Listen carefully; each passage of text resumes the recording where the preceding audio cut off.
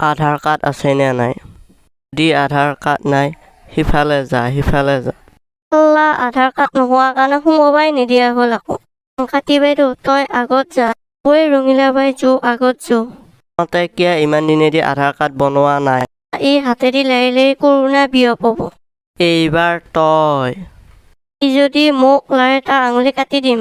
বাহুবলীৰ ঘৈণা বন্দী কৰ তাইক সোনকালে লৈ যাওঁ বান্ধি ঐ ডাংকাটি তই লেংটি চিঙাৰ আঙুলিকেইটা কাটিছা তই বাওঁ হাতৰ আঙুলিকেইটাহে কাটিব পাৰিনে সি এতিয়া ৰাতিপুৱা হাগি উঠি কেনেকৈ টিকাত হ'ব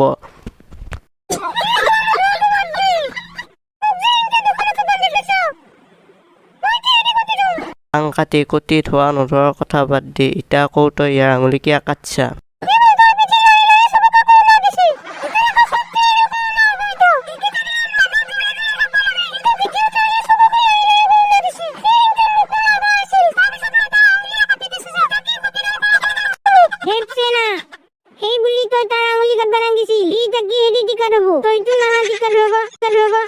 বাইদেউ আপুনি ঠিকে কৈছে আজিকে মই সেই কামটো কৰি উঠাৰ পিছত এক টিকাৰ ল'ব মাতিম কি হৈ আছে ইয়াতে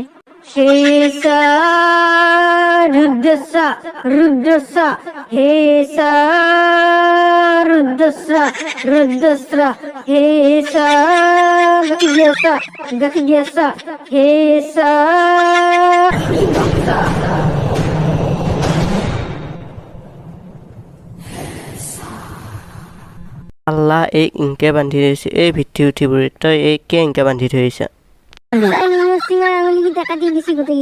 সেই বুলি তই এই ইংকে শাস্তি দি থৈ দিব লাগে নেকি খুজেতি ধৰিলেও খুজাব নোৱাৰে আচলতে ডাংকাটি কি হৈছিল